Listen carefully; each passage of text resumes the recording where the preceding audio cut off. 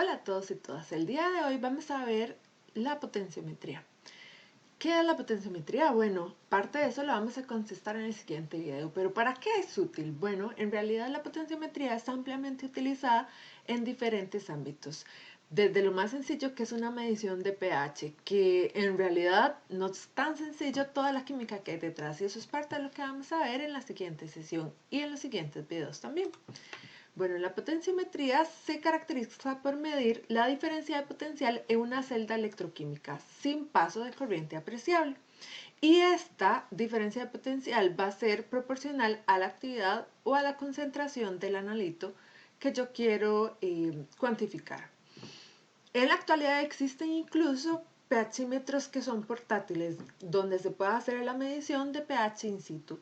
Y todo esto se ha desarrollado gracias al estudio de estas técnicas potenciométricas. Los métodos potenciométricos se basan en esta medida de potencial eléctrico que hay entre dos electrodos que están inmersos en una disolución del analito que al final de cuentas queremos medir. Y esto es pues lo que se hace para determinar el potencial en realidad de la celda. Entonces ese potencial de celda va a estar determinado por el potencial del indicador menos el potencial del electrodo de referencia, y ya casi vamos a ver cuáles son las características de cada uno de estos. En realidad existen dos tipos de métodos potenciométricos. Están los métodos directos y los métodos indirectos. Los métodos directos, como su nombre lo dice, es la determinación directa en la muestra. Por ejemplo, la determinación de pH directamente en la muestra. Mientras que los métodos indirectos, lo que se hace es una valoración potenciométrica donde se mide el potencial, pero que va cambiando conforme se va agregando analito. Cada uno de estos los vamos a ir viendo más adelante. ¿Cuál es la diferencia entre uno y otro? Bueno, en realidad los métodos directos, como decíamos, miden directamente la concentración del analito mediante la determinación de la diferencia de potencial en la disolución de la muestra. Estos tienen la ventaja de que son mucho más rápidos y mucho más sencillos de uso.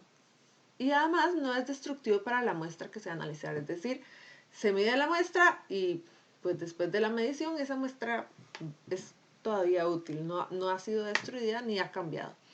¿Cuál es una de las desventajas? Bueno, que siempre para utilizar una medición directa, se debe hacer la calibración del electrodo. Y pues esto implica un costo porque hay que comparar patrones para la calibración y también pues ese paso adicional. Otra de las desventajas es que puede existir cierto error por la variación de la fuerza iónica que se da entre las muestras y los patrones. Es decir, la muestra no necesariamente es igual, y por supuesto que no, a los patrones con los que se calibró el electrodo. Entonces va a haber cierto error por esa diferencia en la fuerza iónica entre ambas. Por el otro lado, los métodos indirectos o las valoraciones potenciométricas, como decíamos, mide esa diferencia de potencial versus al cambio que se va dando o al volumen que se va agregando de valorante. ¿Cuál es una de las ventajas? Bueno, que no requiere calibración, son útiles, por ejemplo, para utilizarse en muestras coloreadas o que forman precipitado, y pues no va a haber este efecto de la fuerza iónica, ya que no se está calibrando. Sin embargo, son mucho más lentas, y son mucho más lentas también que una valoración con indicador visual.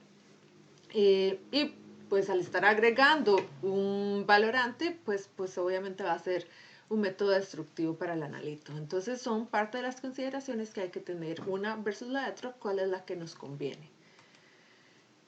Ahora sí, bueno, ¿cómo funciona en realidad una valoración potenciométrica? ¿Qué componentes hay en esa celda? Bueno, ya hemos mencionado que hay un electrodo de referencia y hay un electrodo indicador. Y el potencial de celda está dado menos, está dado por ese potencial del electrodo indicador menos el del electrodo de referencia. Sin embargo, hay que contemplar un potencial adicional que se da o que está presente debido al puente salino, y que es lo que se llama el potencial de unión líquida, que ya casi lo vamos a ver. Es importante también mencionar que al estar así configurada la celda, pues un esquema de celda sería de la siguiente forma, donde yo tengo mi electrodo de referencia, tengo el puente salino, ¿verdad? Que hemos dicho que esto es lo que me provoca este potencial de unión líquida. Tengo la disolución del analito y por último tengo mi electrodo indicador. Entonces, ¿cuál es la diferencia o cuáles las características entre cada uno de estos electrodos? Bueno, el electrodo de referencia va a tener un potencial conocido y constante, y este va a ser totalmente independiente del analito. Y por el otro lado tenemos el electrodo indicador, que su potencial va a variar conforme varíe la concentración del analito, es decir, este va a responder a la concentración de analito que haya. Ejemplos de electrodos de referencia tenemos el electrodo de calomel y el electrodo de plata, cloruro de plata. Y por el otro lado, el electrodo indicador es, por ejemplo, un electrodo de vidrio, de membrana de vidrio, que más adelante veremos. Ahora, es importante mencionar que también tenemos dentro de una celda potenciométrica, pues un puente salino que va a separar los componentes de la disolución del analito de los del electrodo de referencia, y por último también cierra el circuito. De los más utilizados y que son más convenientes utilizar está el cloruro de potasio y el nitrato de potasio. Por último, entonces mencionábamos que así se vería un esquema de una celda, donde tenemos el electrodo de referencia, el puente salino, la disolución del analito y por último el electrodo indicador. Y en resumen, el potencial de celda estaría dado por esta ecuación que está aquí. Esto sería las generalidades de la potenciometría y cómo se vería una celda para el análisis potenciométrico. En los siguientes videos veremos cada uno de estos electrodos, cómo funciona, cuáles características tiene y pues cuáles son los más comunes.